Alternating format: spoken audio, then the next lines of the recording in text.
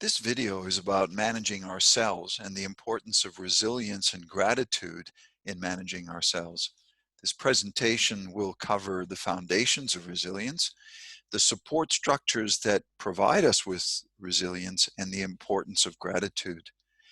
So what is resilience? Resilience is the capacity of an individual, a community, an organization, or even a natural system to prepare for disruptions, to recover from shock and stresses, and to adapt and grow from a disruptive experience.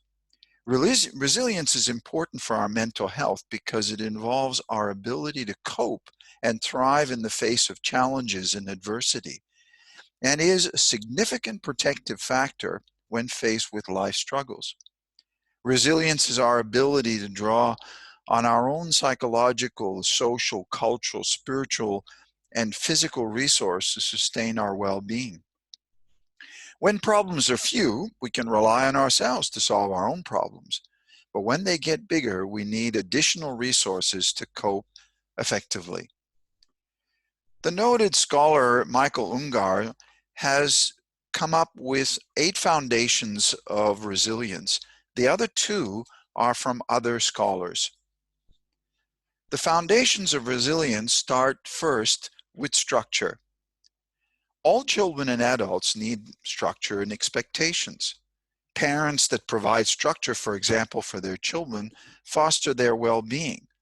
This could be asking them to do some chores around the house to make a contribution to the well-being of others in the family, and expect them to behave when they are out in public.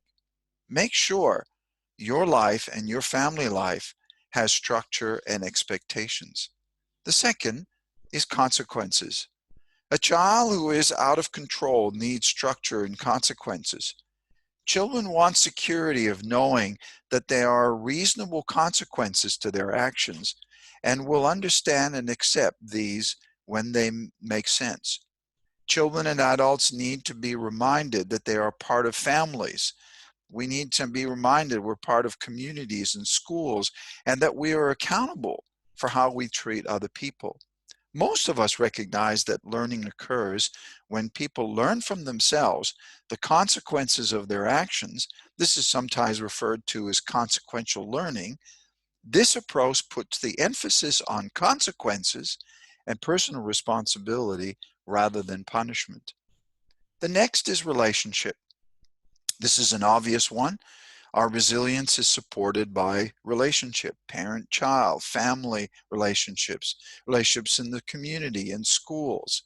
We all need people in our lives that provide us with a sense of connection and belonging. The fourth is identity.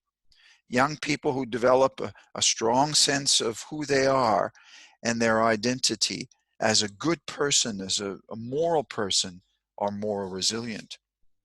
The fifth is a sense of control and agency, sometimes referred to as empowerment. To develop well, we all need opportunities to control our own lives and to learn from the consequences of our actions. Agency empowerment means that people have the opportunity to actively participate in activities and decisions that shape their lives and the world around them. This is also referred to as self-efficacy.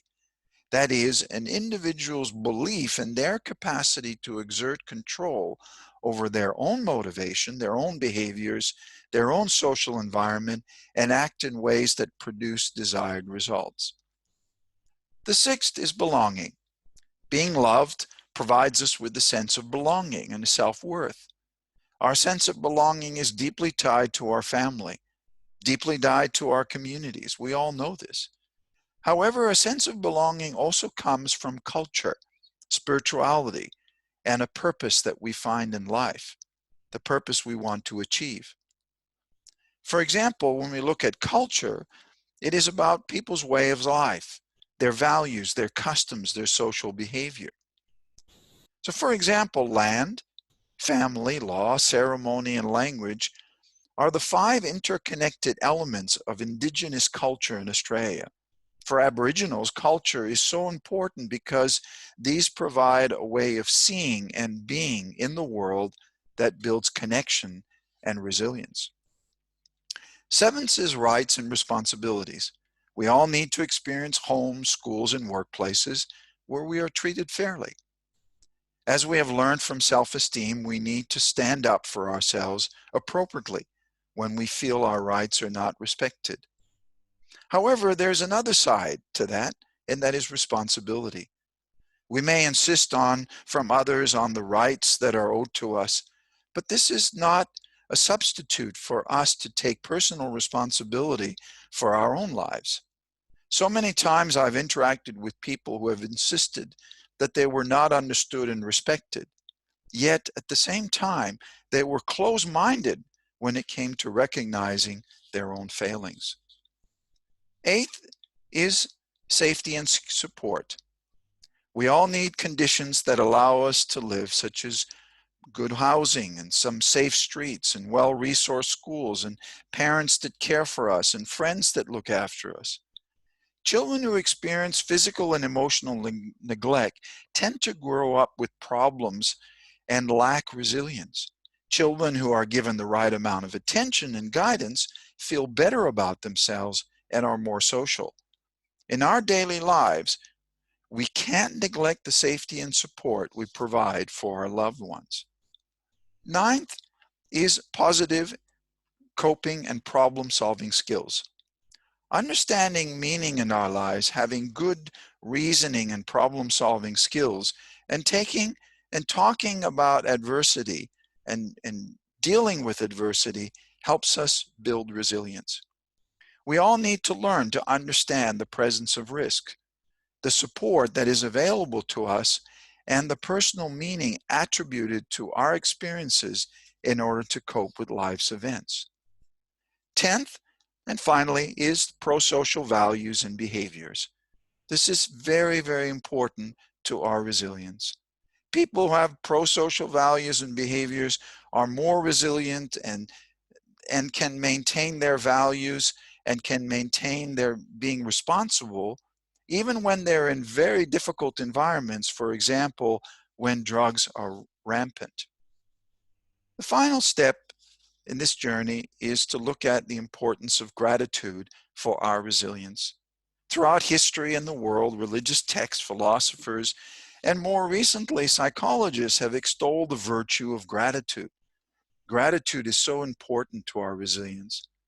A sense of gratitude and indebtedness to others is important for our well-being. All people can recognize that they are indebted to their parents and so many others.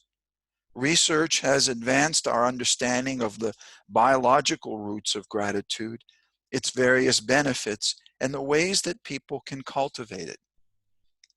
The research defines gratitude as recognizing that one has obtained a positive outcome, and two, recognizing that there are external sources other than ourselves for these positive outcomes. Hence, gratitude is considered an other-oriented emotion. Since the food we eat comes from the earth, we can be grateful. The food travels from the soil and finds its way on our dining table, passing through the hands of people that cultivate it, that harvest, that clean it, that package it, that transport it, and prepare it. We come to recognize that we rely on the labors of many people in order to survive and have a good life. A sense of gratitude to others is thus acknowledging our interdependent existence. It is actually an antidote for the illusion of egoism. So, what determines gratitude? Is it the DNA, biology, personality, reasoning, or being conscientious? Many scientists maintain that gratitude is part of our DNA, which makes us altruistic towards others because we recognize what others do for us. Even young children have some concept of gratitude that develops as they mature. With respect to reasoning, we feel grateful to others when we recognize that they have acted out of altruism towards us, and it is a benefit and have been a benefit to us and others, while recognizing even possibly the personal cost to them of being altruistic. Personality traits such as envy, materialism, narcissism, cynicism access barriers to gratitude. There are also social factors such as parenting, cultural and spiritual factors that are linked to gratitude.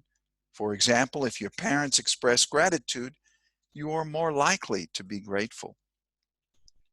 So what are the benefits of gratitude? Research has shown that our thoughts can trigger psychological changes in our body that affect our mental and physical health. Hence, increasing our positive thoughts like gratitude can increase our subjective sense of well-being, but perhaps maybe even our physical health.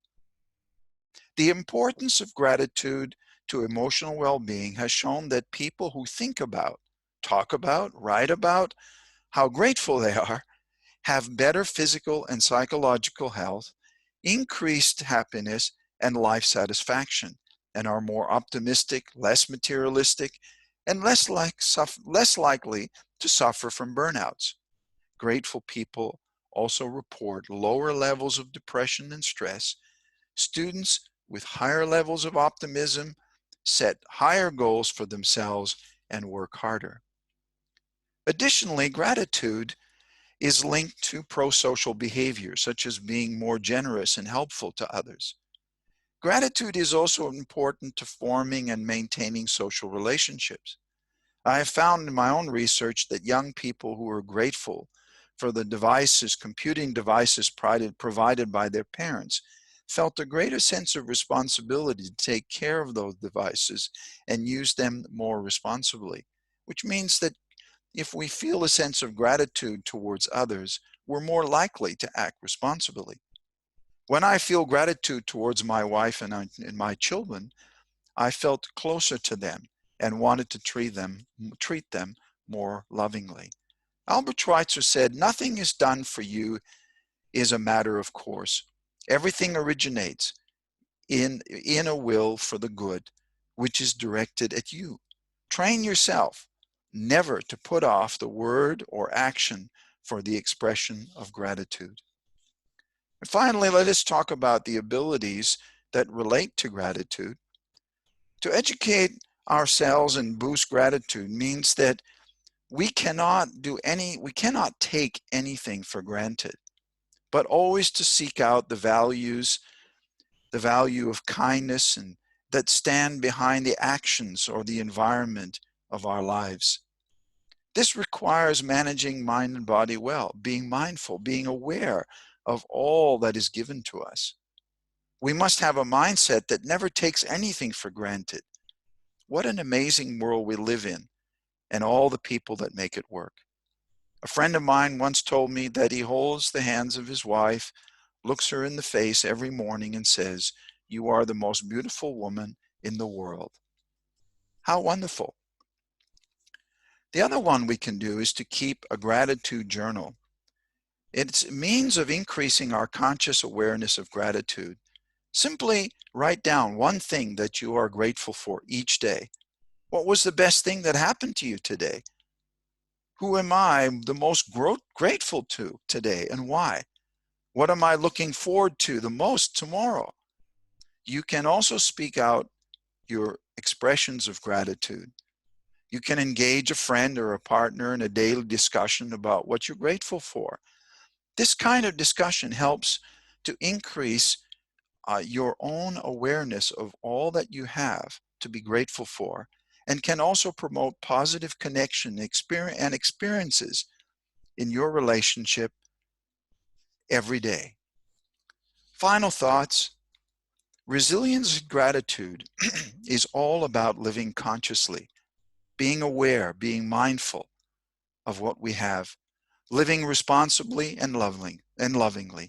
Thank you, and bye for now from Dr. John.